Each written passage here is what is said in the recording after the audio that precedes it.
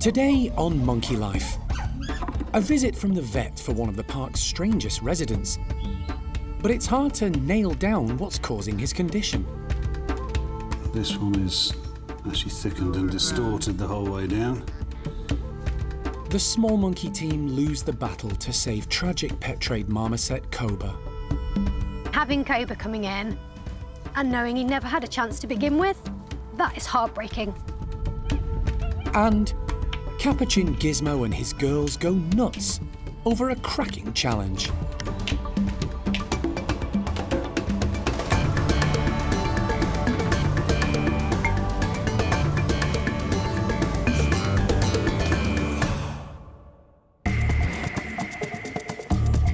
Monkey World in Dorset, buried deep in the English countryside, is the largest sanctuary of its kind on the planet.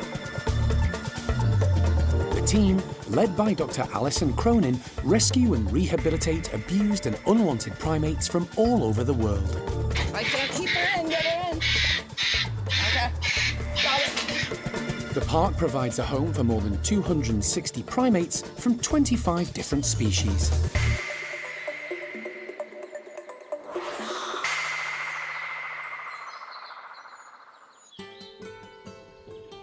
It's vet day for one of the park's more unusual residents, Brass, a hybrid marmoset who arrived via the pet trade. He's got some really strange things going on with his nails. He's got a very sort of yellow, crusty coloration around quite a few of his toes and fingernails. We think maybe it's a fungal, maybe it's something else. They do a lot of climbing around on the branching. Obviously, the claws are the things that they're using to grip onto the branching when they're moving about. So it's important that we have a look at that and see if we can't get them looking nice and healthy again. Brass was rescued with 3 other marmosets in 2013 from a pub in Greater Manchester. 2 have moved on, but Brass and his male friend Evie still live together at the park. And they're a bit of a conundrum for the primate care staff. They are some sort of weird hybrid marmoset created in the pet trade. We think maybe common marmoset cross silvery marmoset, but we don't really know. They're a very odd pair. Their coloration is really weird. Evie's bright white, Brass is sort of a mixture of white and black. Both of them have got quite a lot of balding, hair loss. They're just very strange-looking monkeys, but beautiful nonetheless.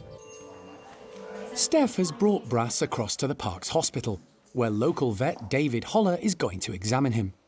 Once he's been anaesthetised in a specially designed box, David can get to work. He's surprised by the marmoset's overall condition. It's got nice little muscles on it. Yeah.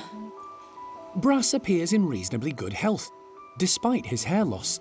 But the cause for concern is the nail infection. That one's definitely quite thickened the whole way through the nail.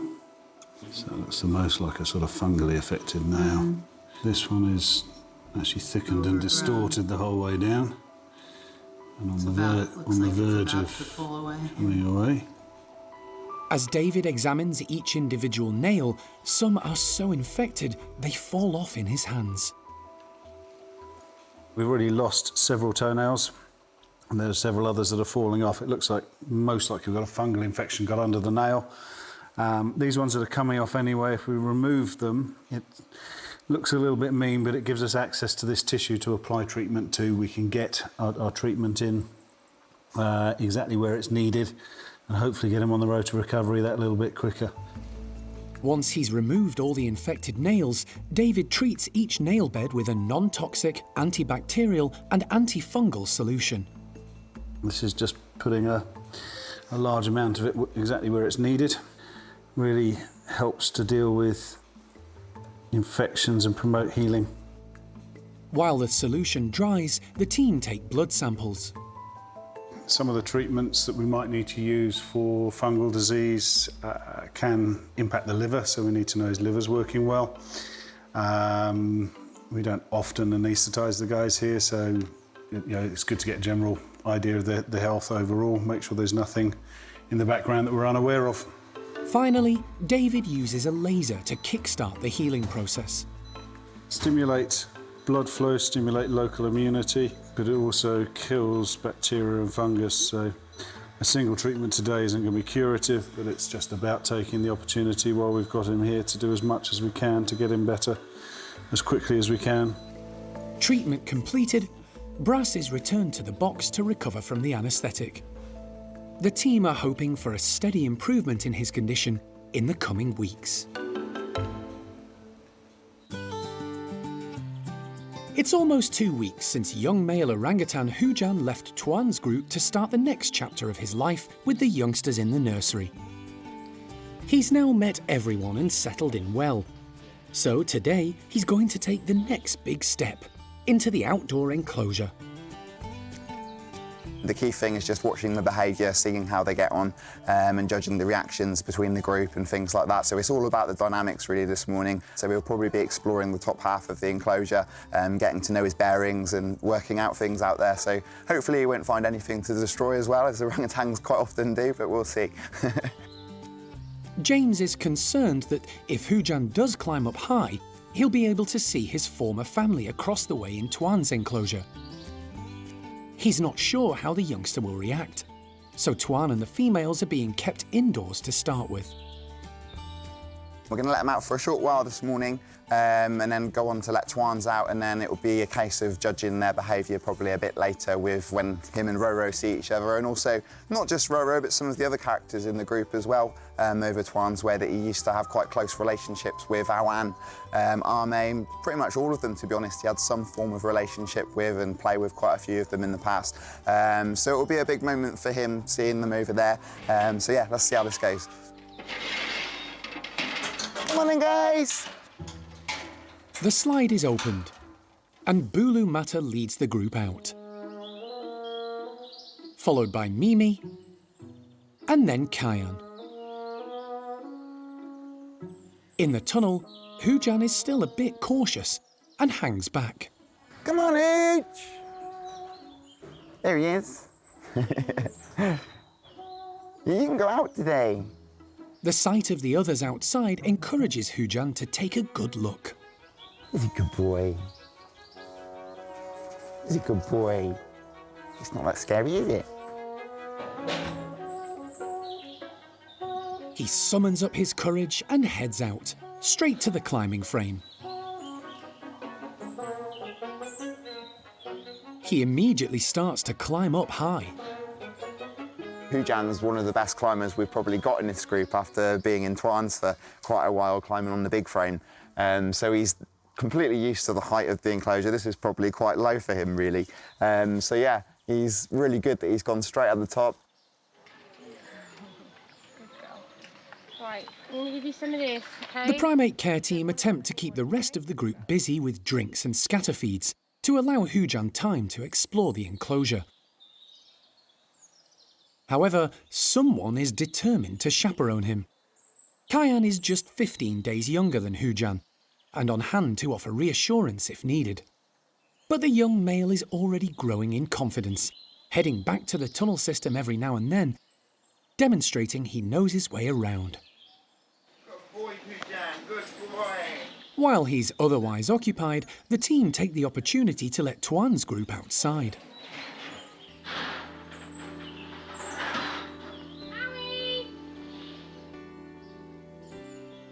But how will Hujan react when he gets a glimpse of his previous housemates?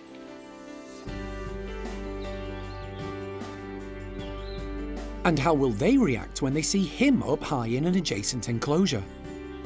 The team needn't have worried. No massive reaction, to be honest, from Hujan. He 100% saw them all. He was having a really good look at them, but he seemed to be just getting on about his business, and he's still out there now swinging around. Tuan was looking at him very, very intensely, so I'm not really sure what was going through Tuan's head. Obviously, the males, it's all about property and they own everything, so I don't know if there was a little bit of that in his head, but he certainly was looking quite puzzled and quite intense. There was definitely some looks from Roro. Roro, obviously one of the biggest ones, as she was the main foster mum that looked after him for all of this time so far. He is at a natural age now that he would be going away from his mum a bit further in the wild, so I think the group are going to cope okay. As the morning goes on, Hujan does spend a little time watching his former housemates. But the youngster seems settled with his new life and playmates in the nursery.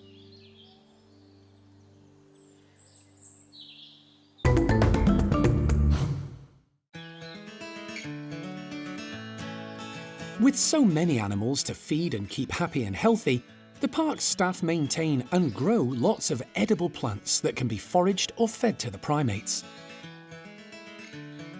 Today, Katie is harvesting some ripe plums for the trio of spider monkeys.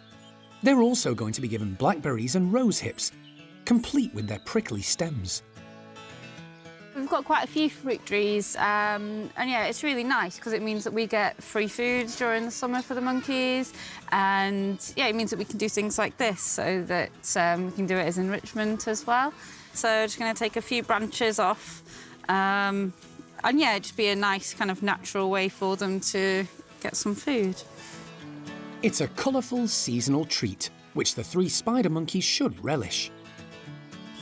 Katie's hanging the fruits in feeders around the enclosure to encourage Pumpkin, Hickory and Flint to forage and feed as they would in the wild, by suspension feeding. Some treats may be easier to reach than others. It'll be interesting to see what they think of them. I don't think we've tried them with rose hips before, so yeah, it'll be interesting, especially as they're quite a spiky plant, so they're going to have to negotiate around the spikes. I think especially initially they're going to have a bit of a preference for the plums just because they're so much easier. But yeah, hopefully they'll appreciate the rose hips and they'll actually prove to be a bit of a challenge for them. With everything set, the slide is opened.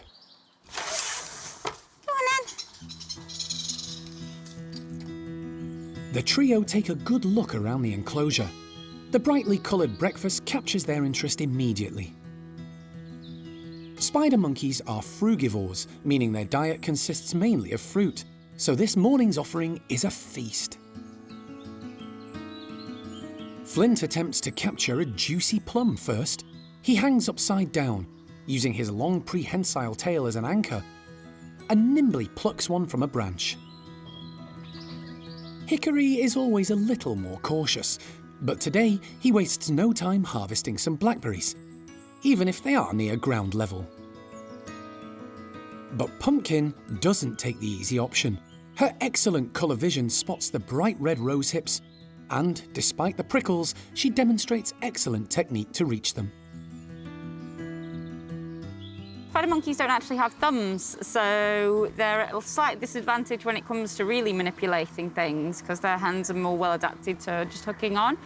But yeah, you could see Pumpkin, she's using her hands to pull the fruit over, so she only has to touch a tiny bit of the plant and just eating them straight from the plant with her mouth.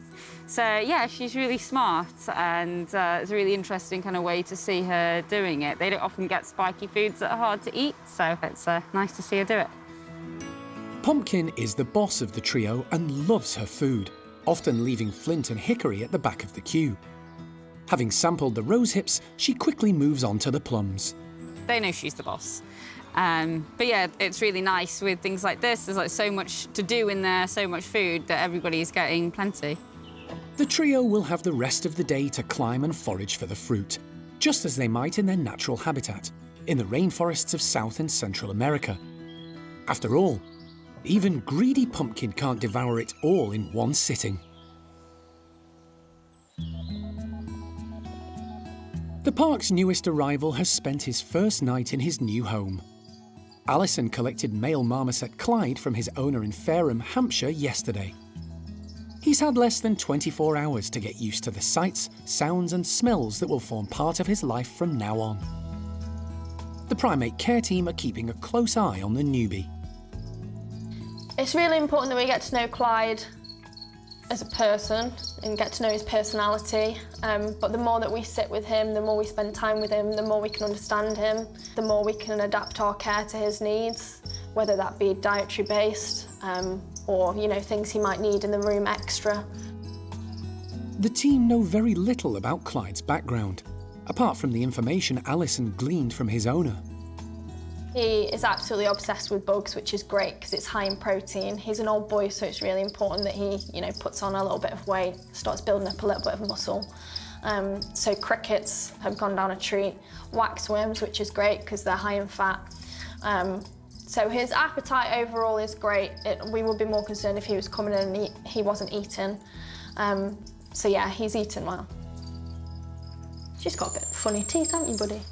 It's certainly been a busy year for the small monkey team, with an influx of rescued individuals, all victims of the British pet trade. One of the most heart-wrenching was male marmoset Koba, who arrived with his partner Lola. He was in a terrible state, emaciated, with a broken wrist, a twisted spine due to rickets, and missing half of his tail. The team didn't think he'd survive the first 24 hours. That tail. But he proved to be a fighter and for a few months briefly rallied. However, despite all the care and attention lavished on him by the staff, his condition was so bad it couldn't be reversed to give him a good quality of life. We've had to make the really sad decision to let Koba go. We saw so much progress with him. We managed to get him so much better than he was when he first arrived. But unfortunately, the damage that had been done to him was simply way too extreme. You know, he climbed a peak and got a little bit better. And then we just saw, from getting better, a gradual decline starting because he just couldn't overcome what had been done to him. It was a real blow for the team. You know, one of the best parts and worst parts of the job for us is new animals coming in, them being in a state, but knowing, right, we can fix them. We can do something about it, we can make it better. And having Koba coming in and spending so many hours trying to do something for him and make him better, and knowing he never had a chance to begin with, that is heartbreaking. But despite the anguish of Koba's tragic life and loss, the following days have brought some positive news. Koba's partner Lola has found a new friend. She's been introduced to Colin, a male marmoset whose previous partner also passed away. He's a lovely boy, she's a lovely girl, and she was just delighted to have company again. It's so, so important, that social interaction. So we've now got a really happy new little pair with Lola and Colin. It's been quite a turnaround for Lola.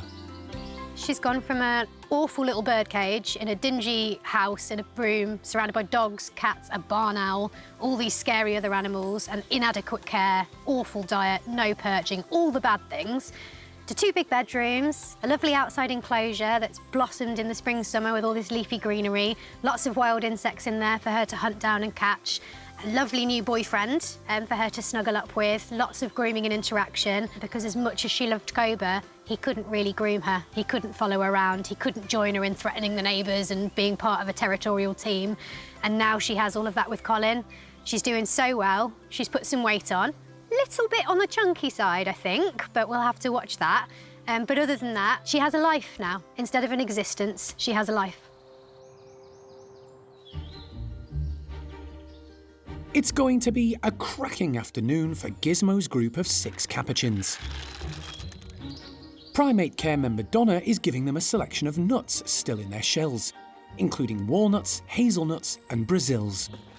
The problem for the Capuchins will be how to crack them open. Donna is providing them with all the tools they need. We're giving them some quite big rocks and stones, which is something that we don't normally do because obviously they have access to the windows, but Gizmo's group don't actually have a window in their enclosure, so it's something that we can give them. They love playing with the stones and bashing things in here that they find anyway. These are a little bit bigger than normal, so that's going to be something different. We've also got quite a big boulder that we've added in here as well, and we're going to give them some whole nuts. So we're hoping that they'll use and find the tools that we've given them, which they'd have to in the wild, to crack open the nuts. The Capuchins at the park get nuts and seeds as a regular part of their diet. But today, they're being encouraged to develop a skill their clever wild counterparts are known for: finding and using tools to break open the food. So this big rock that we've got down on the ground is essentially their anvil.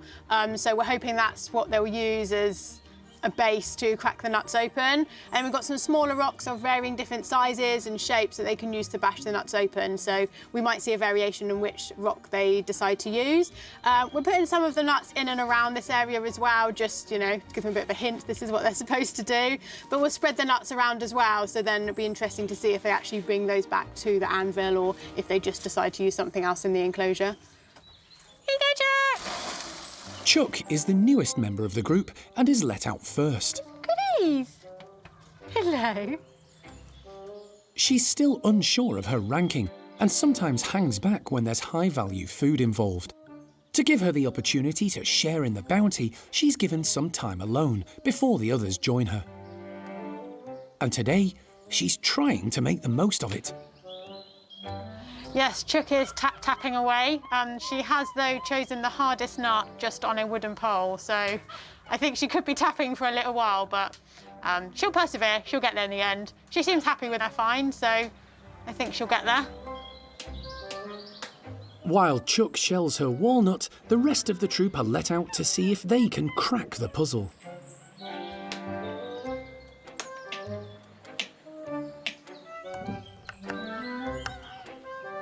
The sound of tapping and happy cooing fills the enclosure. Oh, good girl, Ginger. The walnuts seem to be a popular choice, and the group discover, with a bit of work, the hazelnuts can be prized apart using their teeth. Everyone's gone straight to the nuts. There's lots of tapping everywhere, which is really good. They're obviously very interested. There's lots of happy noises, so that's always really great. Most of the troop are using the platforms to bash the nuts. Not quite the technique Donna was hoping for. But clever Gizmo is the star of the day. He's using the large anvil stone to try and smash open a hazelnut.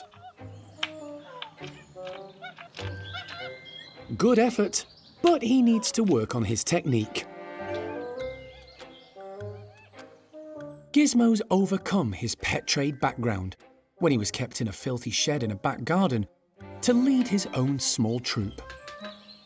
Some of his behaviours are a little bit different to the rest of the other Capuchins, and a lot of that has come from when he was kept in the pet trade.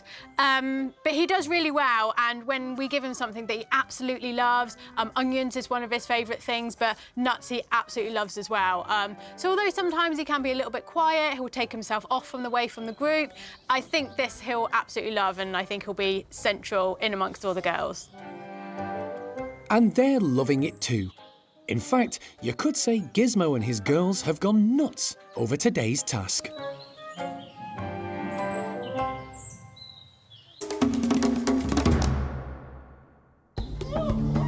Next time on Monkey Life. Alison looks forward to the prospect of a new species at the park. Baboons.